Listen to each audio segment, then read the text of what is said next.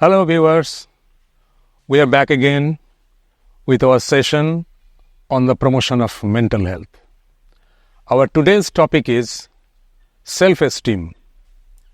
How to develop self-esteem among children. The first question is, what is self-esteem? Self-esteem is your impression of yourself. How you look at yourself. What is your opinion about yourself? How do you find yourself as who you are? That is what makes self-esteem. It may be of two kinds, good self-esteem and bad self-esteem, proper self-esteem or low self-esteem. Proper self-esteem is your good opinion about yourself, and poor self-esteem is your bad opinion about yourself. Self-esteem is your self-image. It depends on some questions. Are you happy with the way you are? Can you relate yourself to the circumstances you live in? Are you satisfied with your job? Can you relate yourself to the people around properly? Can you take decisions properly? What are your opinion about your strengths and weaknesses? Do you often feel confused in solving your problems? These are the questions we have to find answer to. And on the basis of the answers, we can assess our self-esteem. Poor self-esteem is the outcome of your poor self-image. It depends on a number of things. It depends on, for example, your performance at your workplace or academics. Are you happy enough in your friend circle? Do you find yourself satisfied with your job? What do you think of your position in society? Now, low self-esteem feeds negative thoughts. The more you feel negatively, the more your self-esteem goes down. If you give too much importance to the negative opinions of people about you, it affects your self-esteem. And the more you give importance to others' negative opinions, the more your self-esteem goes down. So negativity is a tremendous barrier to the development of self-esteem. On the contrary, good self-esteem is the opposite of low self-esteem. It helps you, good self-esteem helps you build your confidence, your ability to take responsibilities, to take up challenges, new responsibilities. Now, how would you identify a person who has good self-esteem? A person who can act independently without others' help. A person who can accept new responsibilities. If you have good self-esteem, you can deal with the positive and negative emotions coolly. You can cope with your stress normally. He or she has the tendency to assist others, to help others in their needs. It is the ability of a person with good self-esteem to deal with positive and negative emotions equally. He can bear with the normal failures and frustrations. On the other hand, a person of low self-esteem has the symptoms just the opposite. He or she cannot act independently, cannot take new responsibilities, cannot even tolerate normal frustrations, becomes very agitated or nervous in moments of stress, and gets very much influenced by others. A person with low self-esteem pretends to be emotionally indifferent. He downplays his own talents and abilities, blames others for his own faults. The faults that is his own creation, he blames others for it. And low self-esteem in this way strips a person from his or her abilities and makes him a victim of negativity. Usually, the sources of low self-esteem can be traced in the process of the upbringing of a child. Unhealthy environments, domineering parents, too much shyness, all these things accumulate to affect the growth of the self-esteem of a child. Now, the question is how to develop the self-esteem in a child. There are several ways. First thing is, the parents or the guardians have the tendency of saying negative things to the children too often. Why don't we say a good thing, a good word for a situation when we feel good about our children?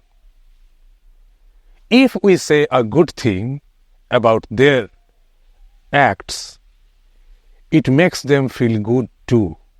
And we should remember that positive words are remembered by the children very much. So, it is imperative to say good words to the children when you feel good about them.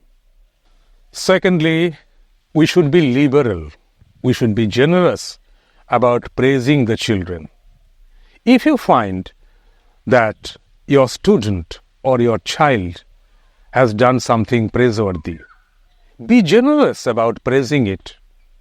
He will feel encouraged. He will feel enthusiastic, and at the same time feel confident about his own abilities, his own talents. But unfortunately, in most cases, we are very miserly about praising them. This should be just the opposite. Be generous. Praise them as much as you can. Even if they have done something which is not up to the expectation, even then you should try to praise his effort so that he or she can come out with a better result. Maybe the child has not done something up to the expectation. You can just tell him, okay, you couldn't do it this time. This is not the end. If you try, it will be better, and you can do exceptionally well. Now, this kind of encouragements really helps them build up their self-esteem and unfold their talents and abilities. Thirdly, criticize the children if it is necessary, but don't ridicule them. You should know that ridicule is such a powerful thing that it affects them deep down, deep within. Children should be criticized at times.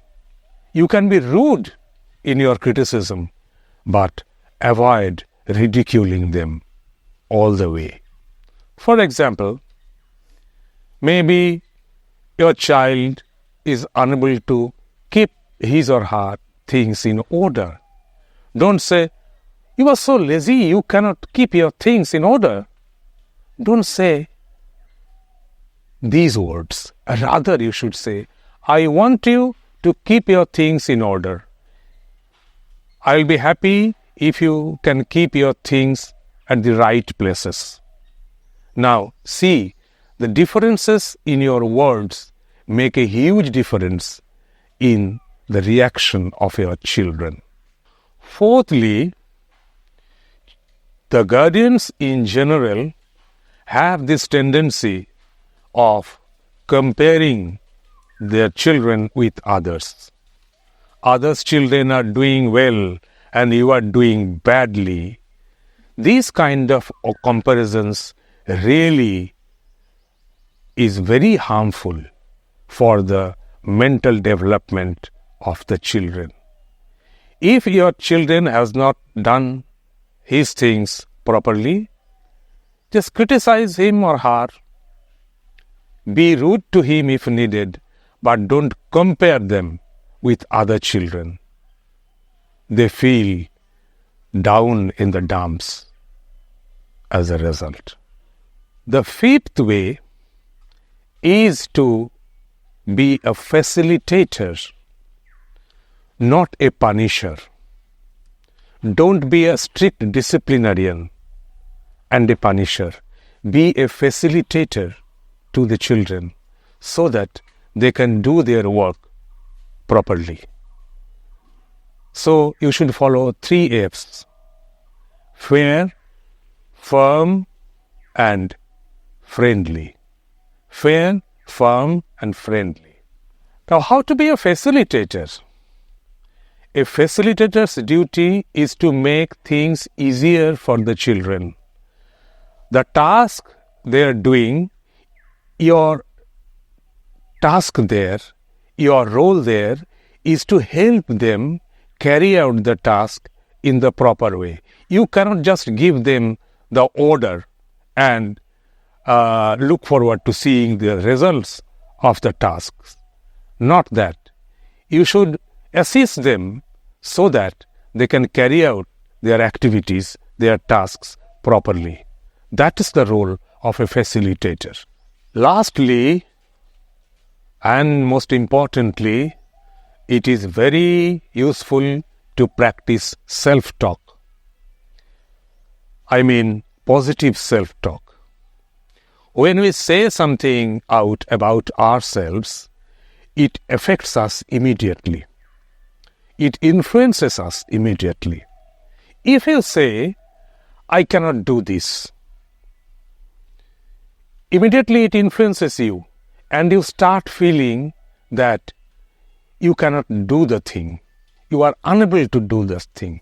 But if you say, I must do it, this is important and I have the ability to do this, you really feel an urge to do the thing and you have that positive bent of mind. Negative self-talk comes from depression and anxiety. What we think determines how we feel, and how we feel determines how we behave. So, if we think negatively and say negative things, it affects us immediately deep down, and we really become inactive or incompetent to do a thing. So, we should practice self-talk positively. Positive self-talk brings an urge to do good things, to express, to expose ourselves, to express our talents and abilities. Okay, friends, this is all for today. We'll come up with new sessions and new ideas, new ways of developing our mental health in our new videos. Thank you. See you again.